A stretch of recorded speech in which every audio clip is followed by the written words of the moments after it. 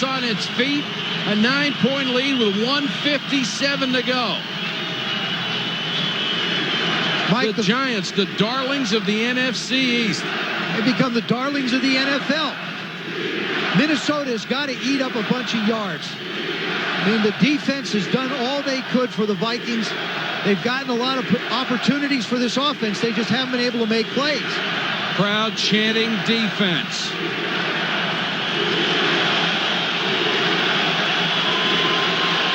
Here comes the blitz. Carter, a juggling catch, gets it down to the 30. Even the catches haven't been clean. Now they're starting to move with a little urgency. Giants doing a good job of hustling back to the other side. Cunningham will kill the clock at 1:38. Well, I honestly thought that's what they should have been doing about 6 minutes ago.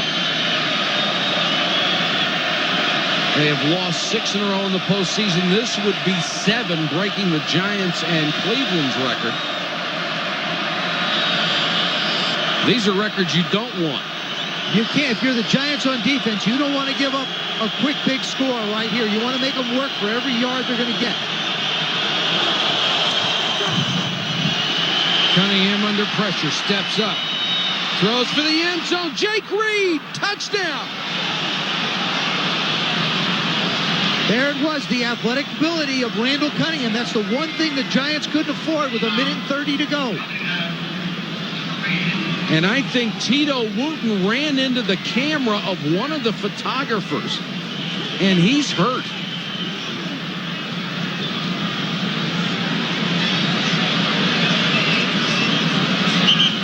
The photographer was checking his equipment.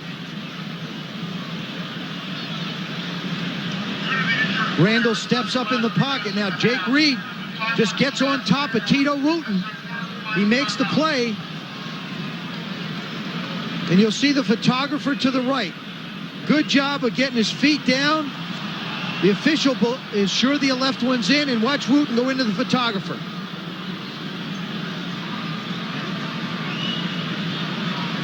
So it's 22-19. You got to take a good look at Jake Reed's left foot. That's going to be the one. The right one comes down inbounds. The right one's down. Oh. Boy, that's close. Now, you see the official trailing it, so he's really not in a position to be able to see whether it hit the line or not. Now, if the heel hit first inbounds, it's good. That's right. Heel toe, good. Toe? Toe heel, no good. Don't matter. And now Wooten is up a little gimpy.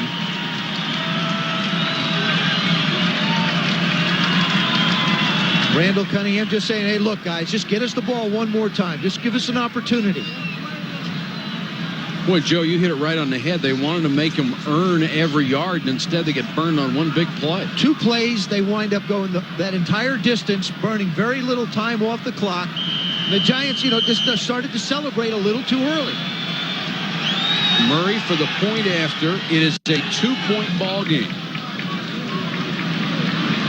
Took him 36 seconds, Mike, to get that touchdown on the board. On the previous drive, they were in the huddle longer than that. And Eddie Murray, instead of Mitch Berger, will be the kicker. Murray, the onside kick specialist.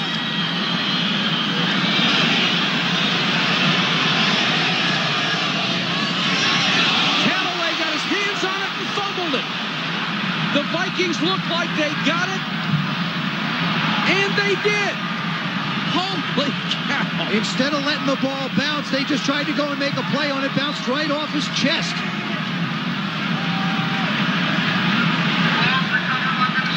There's the official signal. This is just a low liner that never really gets up in the air. He hits it crooked. Callaway, it comes out funny. Now that's slipping and sliding.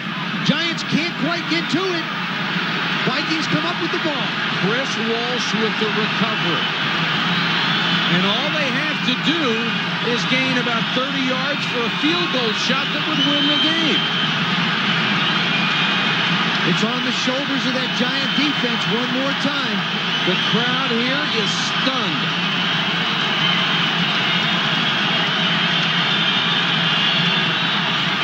They show blitz. Everybody jumps. They'll blow the play dead. The Giants jumped, and then Everett Lindsay, the center, snapped the ball. But did Lindsay move before he snapped it? Jesse Armstead right in the middle of the officials. Illegal snap, false start by the center of the offense. 5-yard penalty is still first down. Please reset the clock to 1:25. The clock should read 1:25. Thank you. Everett Lindsay really never played center till 3 weeks ago. There he is over the ball. You see him move.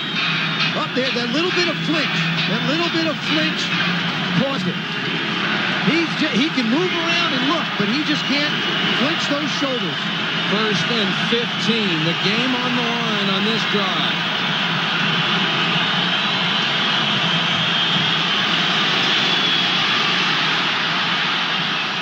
Cunningham throws complete, and Carter lost the football. The officials say incomplete. Oh, we're going to want to see this one again. Cris Carter never quite has possession. Remember on the last drive, Mike had a little trouble hanging on to it? This is the same thing. Cunningham moves around. This ball's bouncing around. He never quite gets control of it. Good call by the official. Bounces once, twice, even when he's on the ground, can't quite make a play on it. You're right, never did have control. 2nd and 15.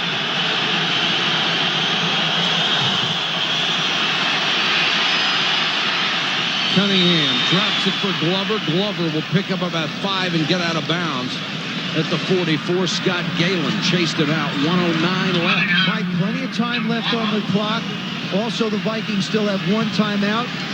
Eddie Murray looking for that opportunity. Now, like we talked about, if there is a win, it's going to be at his back if he has an opportunity to kick a field goal. Giants have to be real careful here because of Randall Cunningham's running ability. You just can't go cover all the receivers and turn your back to him. 3rd and 4.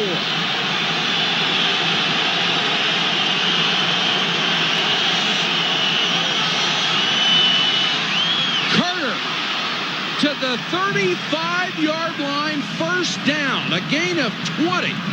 Are you believing this? Jason Sehorn was right up on his nose. Carter manages to get up into the seam and make the play. 6 catches, 82 yards for Carter. Cunningham kills the clock with 50 seconds left. Mike, what did we know about the efficiency of the clock before, huh? Whoa.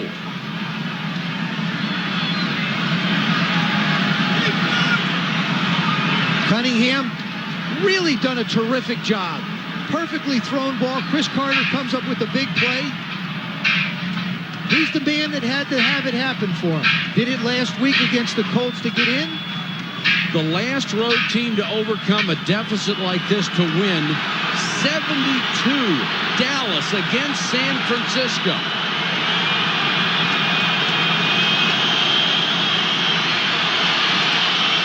Cunningham goes for all of it. A flag down. That's going to be interference.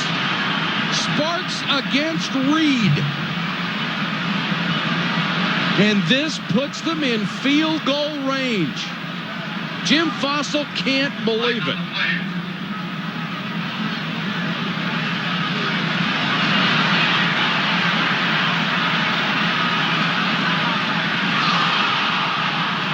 They make it defensive pass interference.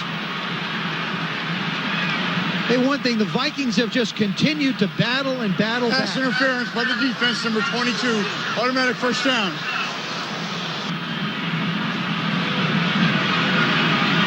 Jake Reed against Felipe Sparks. Felipe's right on top of him. Just a lot of contact. And obviously can't quite get to the ball. From here, the field goal try would be 38 yards. The Vikings have 1 timeout left.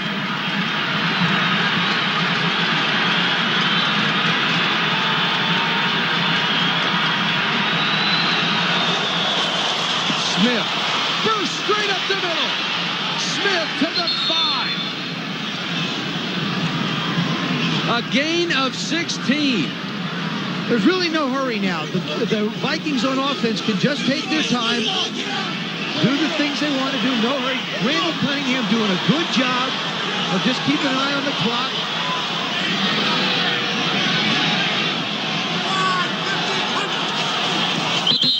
And he just drops it down, and they'll kill the clock with 13 seconds to go. Randall Cunningham was in total control, and Cris couldn't control the onside kick. It just got away from him. And that was a tough ball to come up with, too, spinning sideways. All the Giants had to do was get their hands on it. They probably could have run the clock out, but they never had an opportunity. Well, I'll be honest with you. 5 minutes ago, I wouldn't have given you a plug nickel for the Vikings' chances. Nope. Eddie Murray, this would be 12 out of 19 during the regular season. Game-winning kicks. And now the Vikings will use their last timeout. Mike, that's the difference when you have big play people on a football team. You're never quite out of it. The Giants really don't have those big play guys that they can eat up big chunks of yardage with. For the Vikings, you've got Cris Carter, you've got Jake Reed, and you've got Randall Cunningham who can do it with his legs. 3 opportunities to make plays versus really none. The Giants' big play guys are on defense. That's right. And the Giants are stunned by the turn of events. It looked for all the world like they had this game in their back pocket. And Randall Cunningham has survived all the mistakes. Murray for the game winner.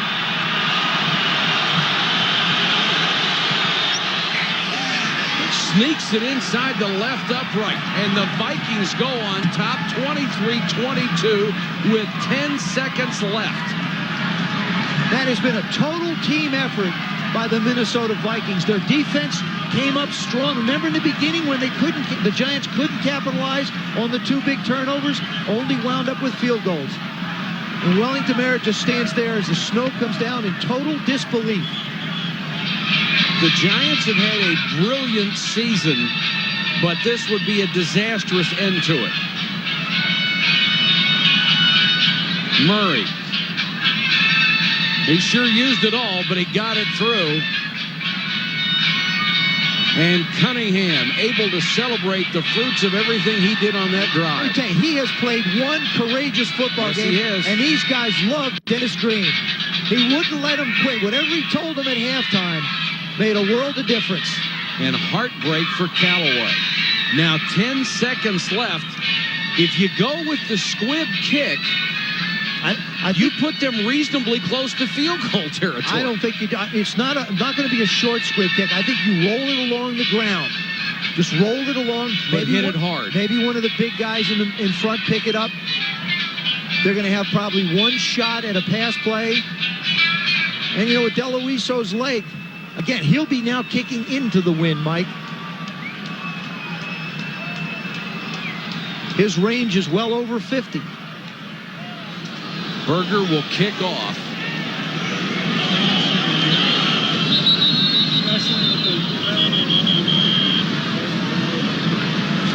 Tiki Barber deep to receive at his own 7. Neither team without timeouts. The Giants, of course, more importantly, without them. I have never heard 78,000 people this quiet. And stunned. Absolutely.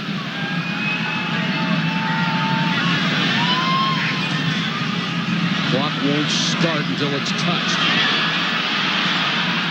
They'll get it out to the 37-yard line with 7 seconds to go. 3 ticked off on the kickoff. What Danny Cannell is going to have to do is he's going to have to complete about a 20-yard pass in less than 7 seconds. So it's going to have to be towards the sidelines to have any kind of an opportunity for a gigantic field goal attempt by DeLuiso.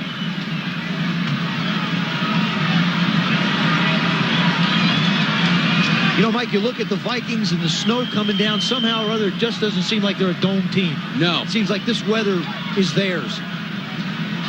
If they gain 20 yards, it would still be something along the lines of a 60-yard field goal. Jason Sehorn is in on offense. He's part of the three guys on the right side. And Cannell is going to throw it as far as he can. Incomplete. Triple zeros on the clock, and the Minnesota Vikings have completed a remarkable comeback to beat the New York Giants. A stunning turn of events.